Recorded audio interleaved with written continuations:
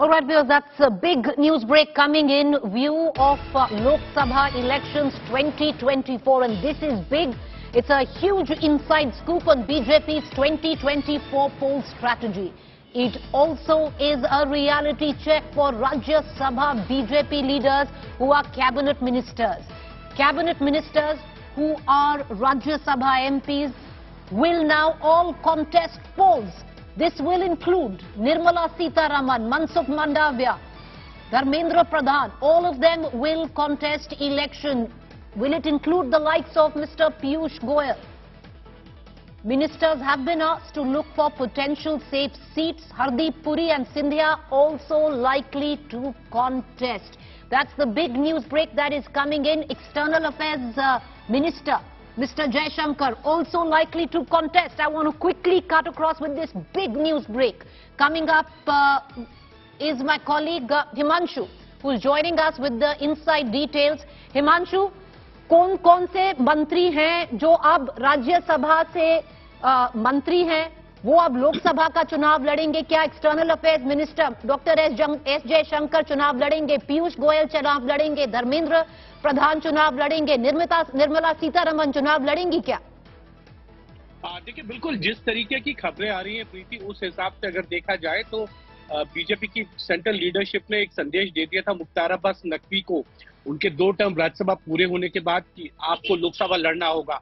और आप याद कीजिए, जब मुख्तार अब्बास नकवी का 2 टर्म का राज्यसभा खत्म हुआ था और वो मंत्री पद पे थे, तब आजमगढ़ रामपुर को लेकर बाई इलेक्शन होना था। उन्होंने मना किया पार्टी लीडरशिप को। पार्टी लीडरशिप ने उनको कहा कि आपको केंद्रीय मंत्री पद से इस्तीफा देना होगा और उनका इस्तीफा हो गया। उसके बाद पार्टी आला कमान ने ये साफ संदेश दे दिया था उन दिग्गज मंत्रियों को जो 2 बार या उससे ज्यादा राज्यसभा के टर्म रह चुके हैं। आप देखिए, भूपेंद्र यादव के 2 टर्म हो जाएंगे अप्रैल 2024 में, धर्मेंद्र प्रधान के 2 टर्म राज्यसभा के 2024 में, निर्मला सीतारमण जो है 2022 में उनको राज्यसभा मिला है, वो 28 तक है। लेकिन जिस तरीके से वो पिछले कुछ दिनों में चेन्नई के अंदर लगातार उनके दौरे रहे हैं और एक उनका वीडियो वायरल हुआ था कि चेन्नई में वो एक वेजिटेबल मार्केट गई थी और वहां पर वो सब्जी खरीद रही थी एक आम नागरिक की तरह। उसके बाद ये तय हो गया था कि निर्मला सीतारमण भी जो है वो पार्टी आला कमान के संदेश के बाद वो चुनाव लड़ना चाहती हैं।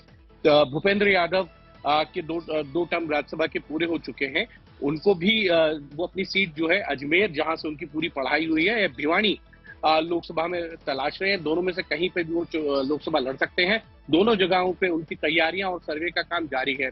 धर्मेंद्र प्रधान जो है डेक्कनाल एक सीट है उड़ीसा की, वहां से वो तैयारी कर चुके हैं। धर्मेंद्र प्रधान ने ओपनली उड़ीसा के अंदर प्रेस कॉन्फ्रेंस के अंदर ये कहा था कि वो लोकसभा चुनाव लड़ना चाहते हैं 2024 में।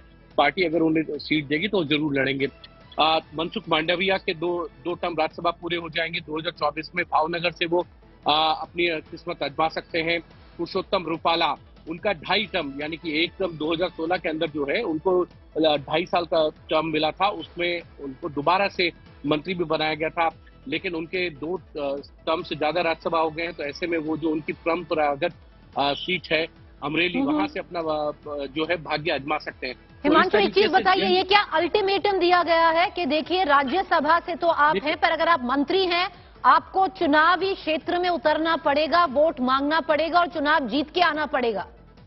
देखिए, बिल्कुल प्रीति, पार्टी की तरफ से संदेश दिए जाते हैं, अल्टीमेटम नहीं दिया जाता। और उसी के हिसाब से भारतीय जनता पार्टी में ये जो दिग्गज मंत्री हैं, इन्होंने अपने अपने लोकसभा क्षेत्रों को जो है आइडेंटिफाई भी कर लिया। जैसे मैंने आपको बताया, धर्मेंद्र प्रधान है, निर्मला सीतारमण है, मनसुख मांडविया हैं, भूपेंद्र यादव हैं और पुरुषोत्तम रूपाला, वो खुद अमरेली से अपने भाग्य को आजमा सकते हैं। साथ ही साथ हरदीप सिंह पुरी, उन्होंने 2019 में लोकसभा चुनाव लड़ा था अमृतसर से, उनको हार का सामना करना पड़ा था।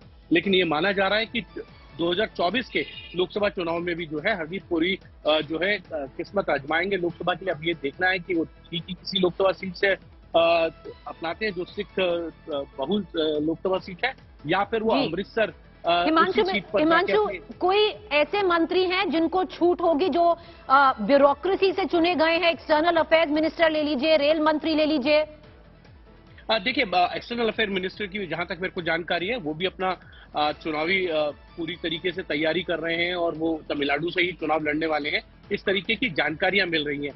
लेकिन रेलवे मिनिस्टर्स जो हैं वो उड़ीसा उनका कार्यक्षेत्र रहा है, लेकिन उनका जो गृह क्षेत्र है वो राजस्थान है। अब राजस्थान में किस सीट से अगर उनको कहा जाएगा तो चुनाव वो लड़ेंगे, लेकिन मुझे जहां तक जानकारी अभी अश्विनी वैष्णव को कोई भी इस तरीके की संदेश जो है वो पार्टी की तरफ से नहीं दिया गया है। लेकिन इतना जरूर है, ज्योतिरादित्य सिंधिया वो गुना लोकसभा क्षेत्र से एक बार फिर से अपनी किस्मत आजमाना चाहते हैं, जिस लोकसभा क्षेत्र से वो या उनके पिता माधवराव सिंधिया जो हैं वो लोकसभा चुनाव जीत कर आते हैं।